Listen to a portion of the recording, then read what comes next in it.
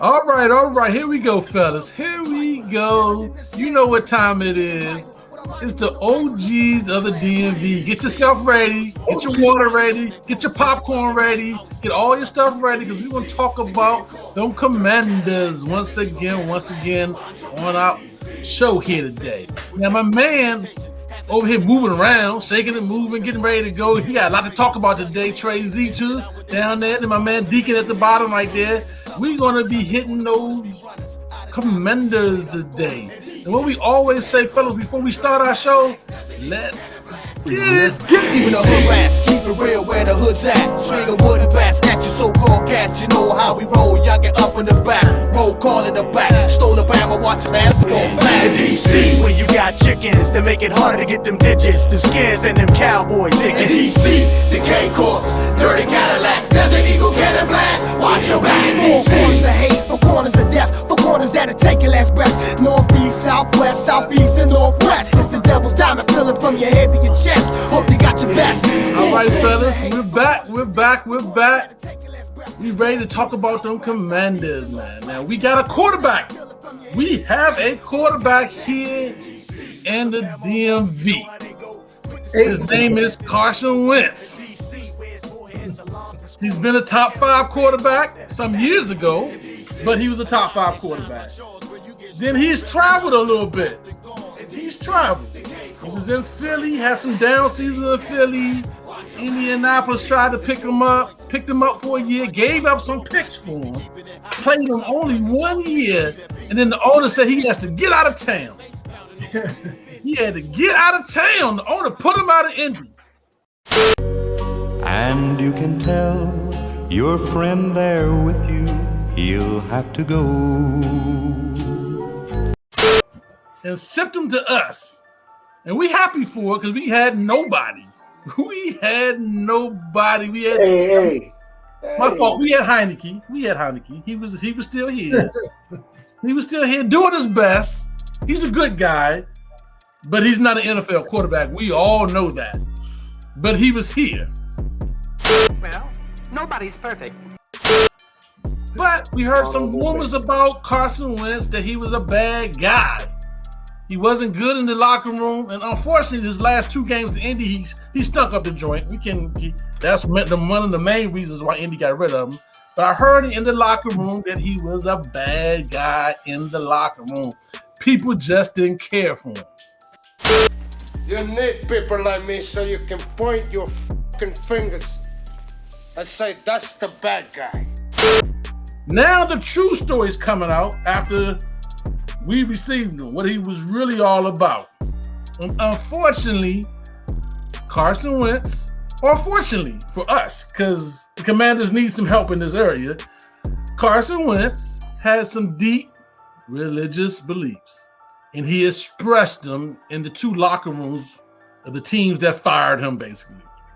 And their ownership groups did not care for that. They didn't like it. They didn't care for it. Now we have a spiritual expert with us. He goes by the name Deacon. He's going to help us talk about how to represent yourself in a spiritual manner, but not lose your job.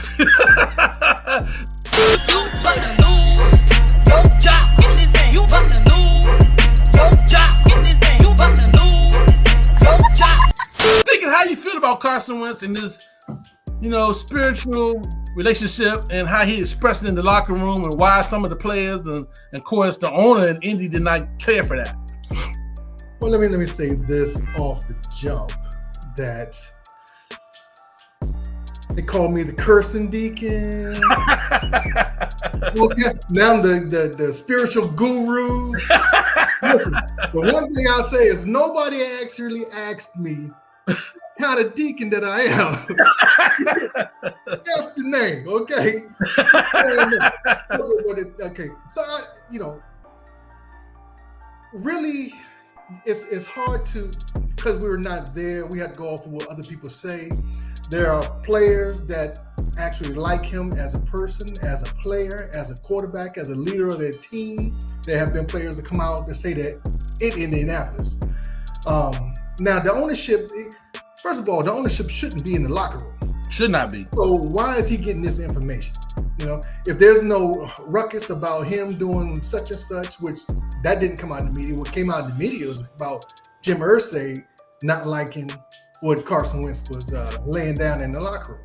I don't care what it is. He could be Muslim, he could be Christian, he could be anything. You know what I'm saying? So everybody in the locker room is different. No, there's no monolith in the locker room. You got people coming from all parts of the nation, all kinds of beliefs. That's what sports is. They're bringing all that stuff in together and making it work. That's right. So I would say this for Carson Wentz: if he was doing that, you have to know who you can do it to or with. You can't just push your beliefs on people and then expect them to follow just because you're the so-called leader of the team. So hopefully, if that is true, and if that was a problem, hopefully the problem only goes but so far, which meaning that if there's no problem in the locker room with him saying whatever he's saying, and only the ownership has a problem, then hopefully Big Dan stays out of it all. Big Dan. Big Dan. Big Dan. Big Dan. Big Dan. Because that's what we want him to do. We want him to own the team. We don't want him to direct the team. That's what Ron is there for. That's what Mayhew's there for. So hopefully that was an issue for their ownership, but not ours. And let's be honest about Wentz's record last year. He was a top 5 quarterback in the middle of the season. Yeah. So and they won more games than we won. So he's 6'5", 230, 240. I think it's 230, 220, something like that. He's not Heineke. No, he's not. Let's say that. He's the prototypical quarterback that they have been looking for here in DC. Right? So we had to make it. I get so tired of reading some comments sometimes, especially on Facebook, where people on groups that are commander specials, commander, the site, the fan sites, and all they do is complain, man. All they do, this, do this. Shut up! You have to project forward energy that you want the team to have. You can't just be down in the team just because you think, and then the same person at the end of the season when we have a winning record be like, I loved Wentz when he got the trade. It's always some ruckus, something. Anyway, that's neither here nor there. Hopefully, the guys will gel, and we can get some guys in here that's going to play good with them. Where right now we've been signing some, like we said last week at the show, we've been signing some mid-level dudes, boy, mid-level cats, and somebody needs to take Ron's Carolina Twitter away. We got enough Carolina players, man.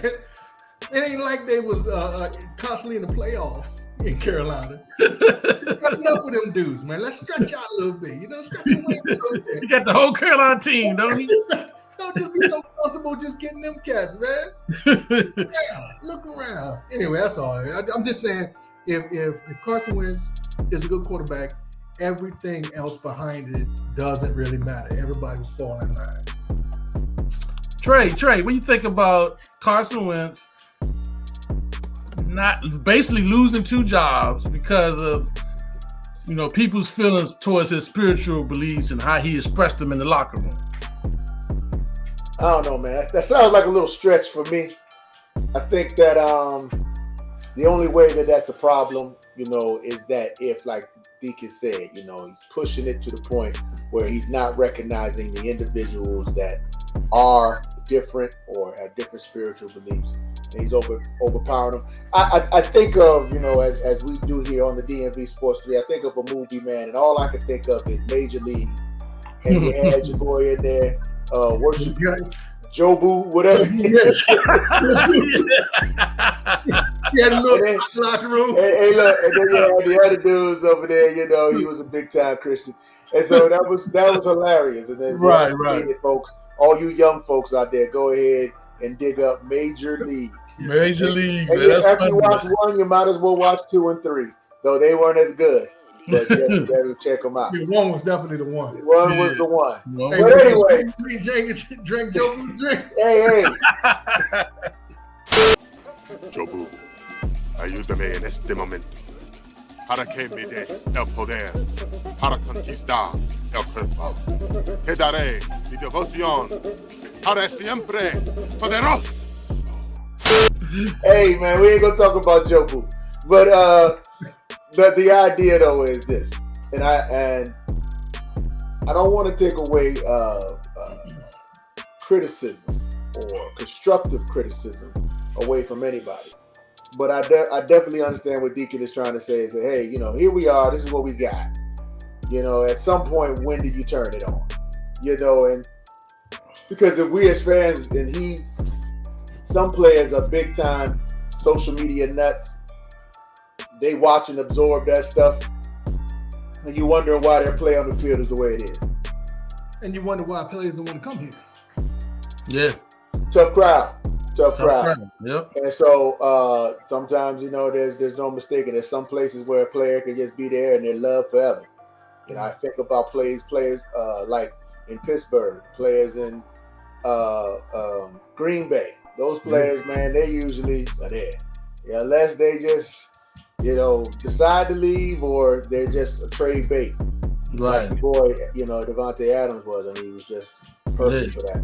But outside of that, here in Washington, we've, over the years, and unfortunately being in purgatory, we have become very hard as it pertains to our players, man. We don't give no slack.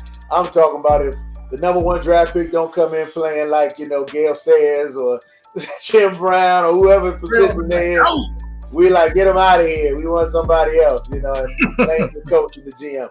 Because we so desperate to just get some idea of, hey, man, we are all right. We are a team again. But, I don't think here, like Al said, we probably need a little spirituality as things in Washington stay kind of wild. So I don't predict it being any major problem.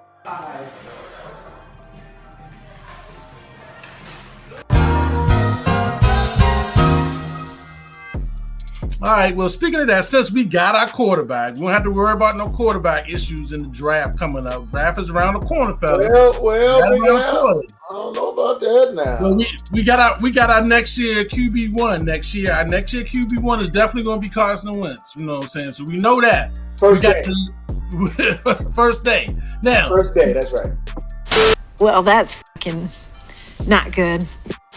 We got the 11th pick in the draft this year, which is pretty high. Not bad. We can get a good player at the 11th pick. We know we need somebody. We're not going to get free agency because Ron is he's a low budget free agent guy. So we want an impact player. We got to do it in our draft. Mm-hmm. We need several impact players in our draft. And we have the 11th pick. So I want to specifically know, and I want y'all to justify, even if it's one particular guy or one particular position, and why we need to get it. Who do you like in this draft? There's so many players, but there got to be a guy that you favor or you like for that 11th pick. And it has to. I want to justify it, since pretty much we know we're not going to pick Pickett or Willis or one of them top quarterbacks. We're probably not going to do that. So we got to pick a guy in that 11th pick. So I'm going to go back again. I'm going to start with my man Deacon. See who he cares for. Well, there is some meat on the bone when it comes to the draft. The 11th spot is not a bad spot for this draft because there are so many skilled players that are coming out other than the quarterbacks. There's only one skilled player as athletically concerned. Yeah. But with the addition of Carson Wentz and the amount of money that we are spending on him next year, $28 million, that's a big cap hit. So my thought, because at first I was thinking, you always want to get the best defensive player. That defense has to be strong because we don't know we have an offense. But in the same respect, we're never going to know we have an offense unless we get this guy weapons. So my thought would be to go toward the wide receiver position. Okay. I like what we have. I don't love it. We got one dog, which is Terry McLaurin. We got one guy. He might not sign for us after this year. True. I mean, it's up to him. True. It's up to him. We have one guy who we thought was going to be a great addition, Samuels, but he was hurt all year. So hopefully we get him back. We had a surprise at Carter. He was a surprise because he was just supposed to come in and play a punt return, kickoff return. He turned out to be a good slot guy and even outside guy because Samuels was hurt most of the year. Mm-hmm. But then he started to, well, not that we already started to drop off once I started mentioning. He dropped off after that. Once I started mentioning that. So I'm going wide receiver as my first pick. And there are a couple good fast wide receivers, then there are a couple wide receivers that run good patterns. Samuels is a 4-4 guy. McLaurin is a 4-4 guy. We need some possession receivers that can catch the ball in the end zone, high ball, that have good ball skills. Not a fade guy. Not a fade guy. I said good ball skill. Good ball skill. So, with that being said, my pick would be Drake London from USC. Drake London from USC. London. He's 6'5". He high balls his catches, and he's a little bit. I don't know if he's nasty or crazy, but he's one of those. He's right in the middle of one of those dudes that has that moxie, has that little bit of anger, that fire in him to battle for the ball. And being 6'5", he wins a lot of throw-ups. So, and that's what Carson Wentz does too. He throws the ball. He gives the receivers a chance. Yeah, he gets the ball. He will take chances with the ball. He will take chances, and that's what we need. So I'm just saying, Drake London. He didn't run the 40, so I don't know how fast he is, but he seems to be open all the time. So I'm assuming he runs good patterns. That's all, and that's what I think we need, a guy who can come in and run patterns. Because the easiest transition from college to pro, I believe, is a wide receiver that can run patterns, to run the route tree, not just run fast. Because we still got to see what De'Ami Brown's going to do. We got to see what De'Ami's going to do. We got to see what Samuels is going to do. And we got to give Carson Wentz receivers to see what he's going to do. Because next year is the quarterback draft. Yep. But we got to see if we need a quarterback. Hopefully, Carson Wentz can do his job. And if we don't need a quarterback, therefore, everybody who's in front of us next year who need quarterbacks are going quarterback and not the other skill positions that we can pick up the best person in that spot. So hopefully it works in our favor, but wide receiver Drake London, that's what I'm going with. Well, I like him, man. I like him as a tight end almost, man. He's 6'5". He's physical. I seen him play before. He's almost like a tight end to me. He reminds me a little bit of smaller version of Logan Thomas, man. He's a big guy. He runs people over. He actually breaks tackles. Yeah. I've seen a lot of his highlights. He is more of a possession type receiver. He's a body guy. I like your pick. Now, Trey Z, I don't know if you know this, Trey Z, but your boy St. Jude, the cornerback that we got last year, that was a pretty good pick for us, like a 4th round pick for us to play for the first part of the year pretty good, is still struggling from those concussions to this day. He might not be able to play. Yep. So that may change your opinion on who we should get with the number 11 pick. Trey Z, who you like for the number 11 pick, knowing that St. Juice might not play and your boy Logan Thomas is still recovering from the knee injury. So will that change your pick for the number 11 pick or not? So what do you think for your number 11 pick, Trey Z? We'll give you a little nugget there too. I already changed it. I changed it a long time ago. I thought that who Deacon didn't mention until later is that we had our big time pick in Brown. He didn't even mention him when he was talking receivers. Mm-hmm. So I'm like, that's a 4-3 guy too. Brown was the 4-3 guy, wasn't he, Deacon? For me, straight ahead guy though. He doesn't have that right. For me, I was just like, I've been there, done that. I'm going with Ahmad Sauce Gardner out of Cincinnati, cornerback. I'm going with him. I'm going all the way in on defense. We do, even with St. Juice healthy and strong, need a corner in our situation. So we got to get our defense tight. It is still a valuable situation for Washington. We have the pieces. We have the pedigree that everybody talk about. These numbers in the draft and all of that. It's all on defense. The speed. We are supposed to be the fastest defense. We just did not seem to put it all together on the field. But the pieces are there.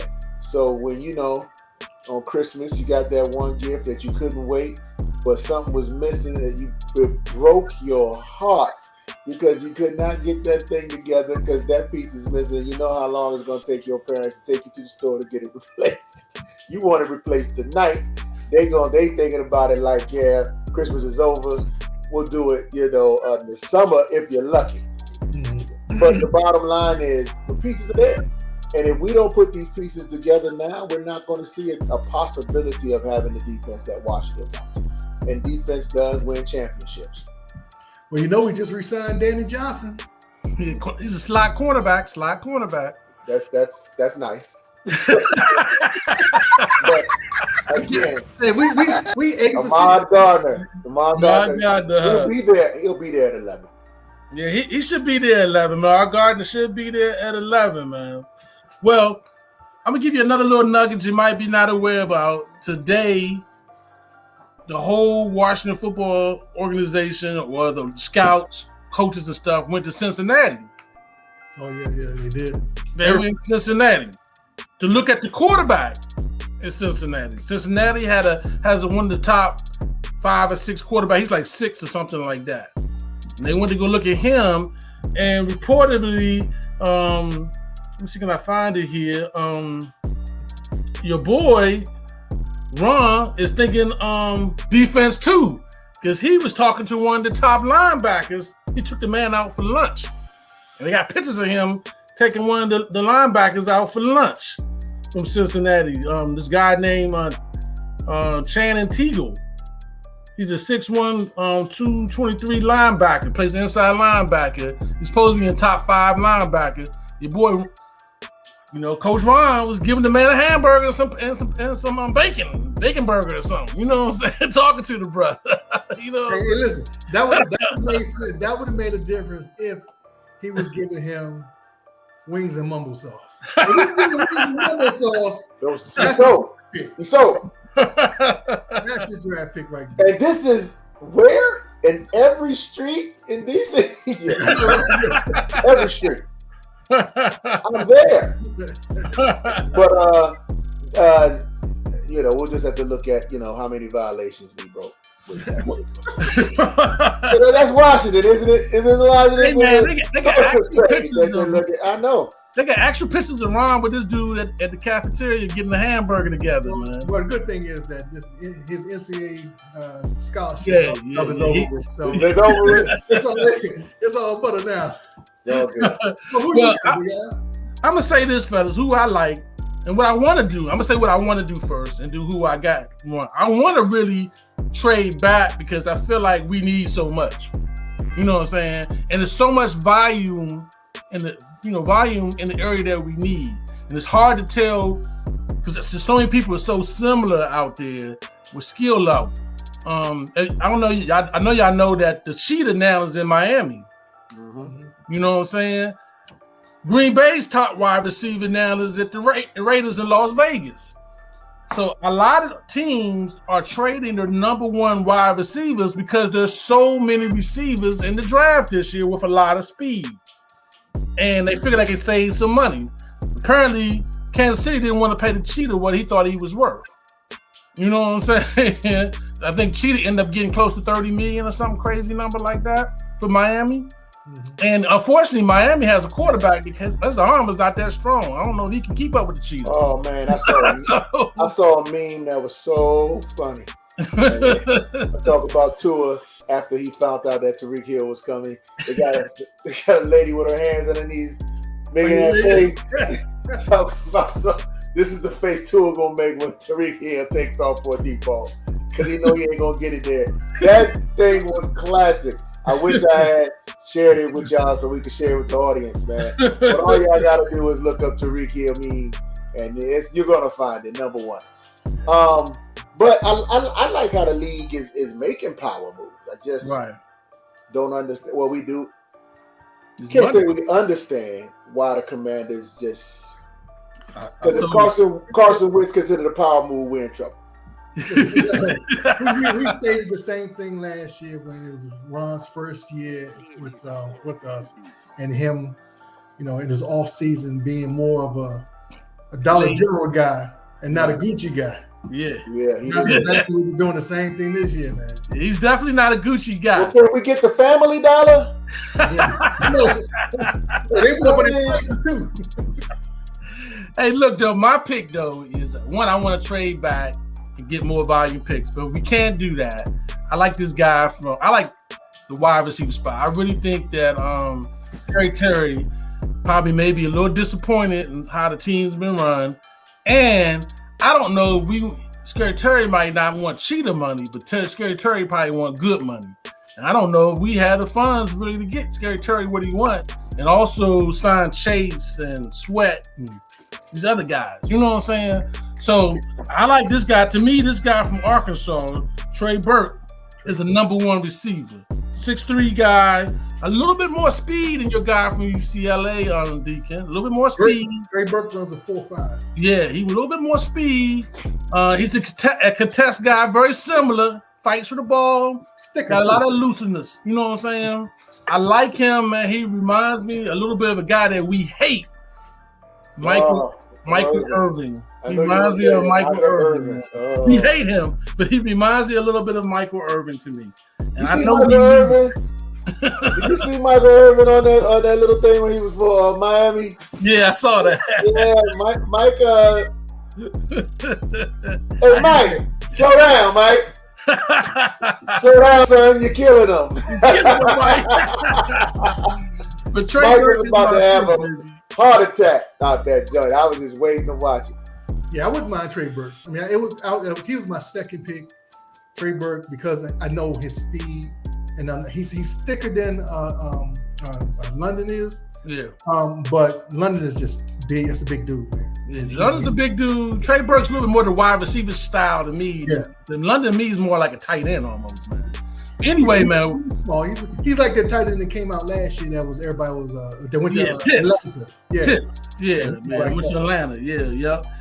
Yeah. Well, I mean, it's a great volume. If we move back in the draft, there's still some great wide receivers out there. There's some great linebackers. Like I said, Ron looking at linebackers. He was looking at this. This guy was like the 4th or 5th best linebacker in the draft that Ron took to lunch. I don't trust Ron picking linebackers. So we got to find out what James Davis got. Hey, out of your mouth right there, Deacon. I'm right with you, man. I was like, so Jermaine Davis is like, I know, yeah. He know he ain't performed last year. He got no. It don't matter. But see, that goes back to what we said in Washington, man. If you don't jump out the gate, it's one thing. I mean, hey, man. Hey, my boy, Scott Turner picked the wide receiver from North Carolina. You know what I'm saying? That was his pick. And last year, I don't know if it was Heineke or was it him, but that speed did not show up on the field. Did y'all see that speed? It did not show up on the field. Well, first of all, we know Heineke can't throw that far, so ain't no use of him running a fly. But even in his other patterns, man, he just has to learn, because I think in North Carolina the patterns are so simple, because he has so much speed, he can outrun people, he can deep them. But in the NFL, you can't just outrun everybody. So you got to learn that route tree, man. And I think with the year under his belt, he's going to have to show this year that he is at least the number 3. Right. To justify his pick. Right. That's true.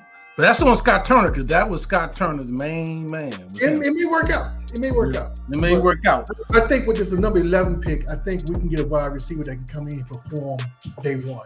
Hey, well, I'm hoping we move back and get a wide receiver, linebacker, safety, cornerback, everything that we need, man. I just don't feel comfortable. I don't feel comfortable giving Ron that many picks, man. Because you put Ron in the position of getting a Gucci, and then you let him trade out to get, Dollar General. he's going to get Dollar General. I just don't trust it. I don't Yeah, trust I want it. DeMarty's has something to do with this. Hey, there's some we had GM DeMarty's. Listen, he was in Carolina with him too. Yeah, that's true. So he's not an upgrade. He's just the same dude Ron used to playing with. Hey, Deacon, I'm starting to hear that go-go in the bag, man. I'm hearing that go-go in the bag, baby. That go-go in the bag? That go-go's coming, baby. Look. Hopefully, when this draft comes with that 11 pick, we can get that playmaker.